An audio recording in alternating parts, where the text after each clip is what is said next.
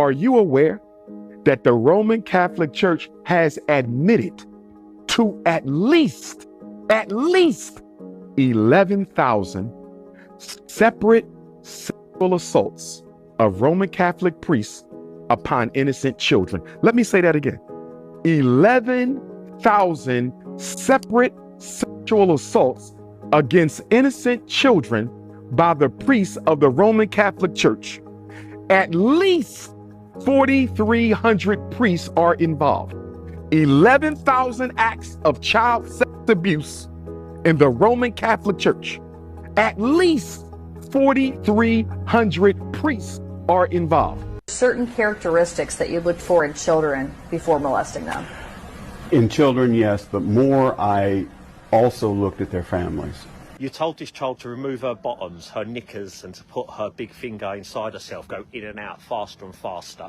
You asked to see pictures of the child in the bath, and you said in return you would send pictures back of you in the shower. You told this child, okay, that you were meeting her today, and it was purely for sexual purposes. No. Have you ever been in this situation before? Yes. Yeah. Oh, so have you been arrested for it before? Yeah. You have. Yeah. So you've been asking this child for full body photos, haven't you? Yeah. And then you kept pestering her for naked pictures. You asked her to be your girlfriend. That's wrong. It's all wrong. A man who had been previously arrested was caught again, attempting to meet a child. Trevor Cook had been online communicating with who he believed to be a 13-year-old girl. However, in reality, he was actually communicating with a decoy profile set up by an online team. In his messages, Trevor incited the decoy to commit a sexual act upon herself. After a little bit of time of talking to me, he decides that he trusts me enough to say, "Bishop, I molested my kid." And my heart just sank. And I'm like, talk to me about it. What happened? What is happening? Get it out. Just get it all out now. Like, you've already uncorked it, just get it all out. And so for about 10, 15 minutes, he talked to me about all these times that he's molested his kid from 6 months old. This pastor made a member of his congregation call the police on themselves when they admitted to molesting their child. Do not miss this story right here. Check this out. He decides that he trusts me enough to say, "Bishop, I molested my kid." Jacob's like 15 years old. I was 10. Start hanging out with him. There's this guy that walks in the front door. He's like, "Well, why don't you come up to my house this weekend with me and Jacob, and we'll play video games and eat pizza." Go home and ask my mom. And my mom says, as long as I'm with Jacob, I'm okay, because I'm going to this grown man's house. And from that point forward, I started going to his house every single weekend. One weekend, oddly enough, I was up there with Jacob, and we're sitting here watching football on a Sunday, and Jacob drives down the street to go get some tacos. It was really cold in there. It always was cold. I told him, I was like, "Hey, I'm cold." And so he had invited me to sit in his lap because he had a blanket. I get up in his lap, and he's this big guy. He's got this big chair, and I'm sitting on his left leg. He's got his left hand around my left hip, and I'm like laying in his chest. I think that was probably the first time that a grown man had ever put like loving arms around me. As I'm laying there, his left hand falls off my left hip, touches my butt, and he apologizes. He says, "I'm sorry." I said, "No, it's not a big deal. I figured if me and you bumped each other in the hallway, that's all it was." And he puts his hand back on my butt, and he says, "So this is okay." And when he does that, I froze, which is typical. And by freezing, you're essentially offering them consent in his mind, right? That's what he's doing is he's touching the water, and it's not too hot. If I'm going to have the whole police interaction when you give them the go-ahead, then I'd rather have all this conversation with them. Okay. This isn't to put you on blast or anything like that, okay? Because there's two ways, you know what I mean? I don't think you're the type that needs trouble. I think maybe some help. But if you're willing to get help, I am. And I'm willing to help you, okay? Straight up, man. Like, I am willing to get help. Okay. I've told you multiple times I've never done this. Right. So I don't think. Then you show up and say you've never done it. Right. And then you put me on the spot like, "Eric, what did you do? What did you do with your daughter? Did you record that on video?" It's recorded. Yes. Yeah. Where you go? I told her you did something with your daughter, so just play along. No, I recorded everything. Okay. So you got me saying I did something with my daughter that I didn't. Well, And well, right now that's- I'm only doesn't gonna seem too I'm only legit. going to ask about. Well, we have it in the messages. We have it here. So if you want to just kind of catch an attitude, that's totally fine. No, Okay. Can I discuss without Yes. getting angry with me? Yes, I don't 100%. have an attitude. Okay. So Twitter says, quote, white parents are publicly stating that they specifically instruct their children to seek out a black man or black woman because a high percentage of white people are child molesters. The white children must be safer with a black stranger. Couldn't be further from the truth. White parents have not instructed any such thing. In fact, they've instructed the opposite. And they're white strangers, there's some danger. If they're black strangers, there is 30 times more danger. Black families have the highest rates of child abuse, child neglect, single-parent households, and yes, even child sexual abuse, overrepresented 1.5 to 2 times compared to their share of the population, while white people are 1 to 1 their share of the population. Our dad, he forces me and Gabriel to do it, but because we can't, we're not strong enough to call the babysitter. He has us to hold a knife, and he puts his hand at the top of our hand.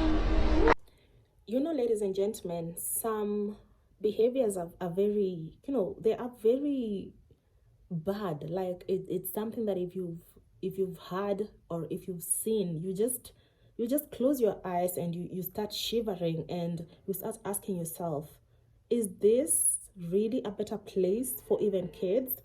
Because I'm asking myself, when people are openly talking about how they assaulted their kids, how they took advantage of their kids, how they molested their kids, and the society is just seated, relaxed, and we watch, you'll find that in most cases, these people will be taken to, they will be arrested.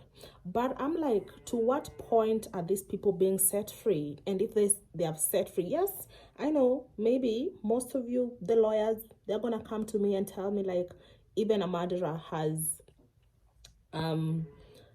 rights and they need to be presented at the court of law. They need to be given some sort of, but I'm like, by the time this person has molested kids, by the time this person has gone overboard and assaulted kids, and he's taken to the court and he's released by bail or something, like, where is this person gonna go? Because hell, you're not staying in the same community with us.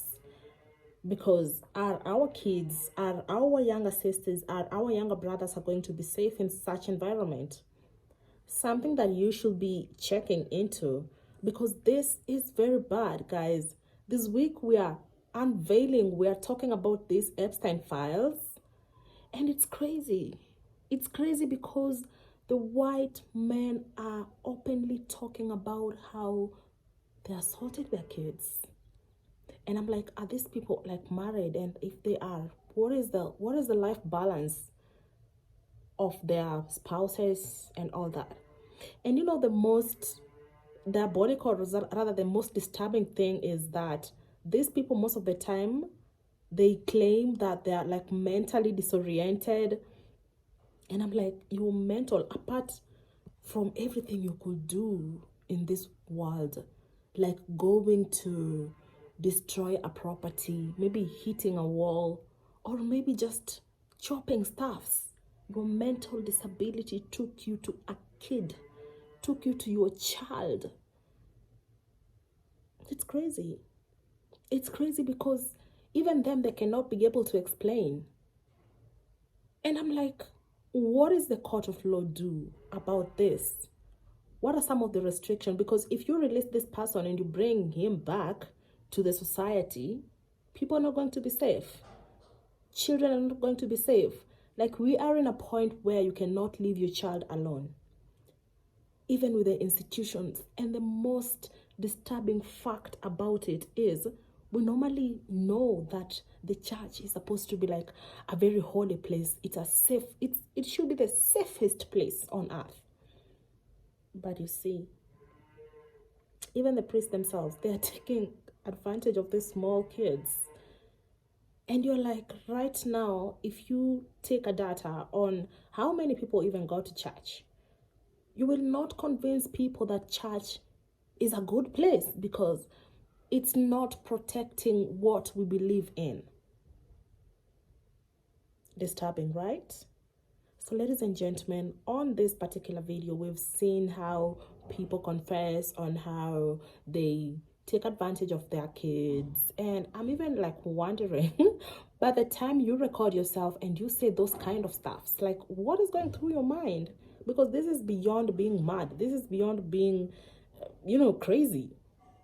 So guys, if you're new here, my name is Yvonne, and to my new subscribers, thank you so much. You are welcome to being part of my online family. To my returning subscribers, I want to say thank you very much for always coming along. Please subscribe, engage me on this topic. Let me know what you think about this and how is the situation around, because this is so hard to comprehend. Yeah. And also, if you have done some sort of law and you have dealt with such cases, what is the aftermath? Or who takes care of these people after they've been released? Because we don't want them in our society anymore. Until next time.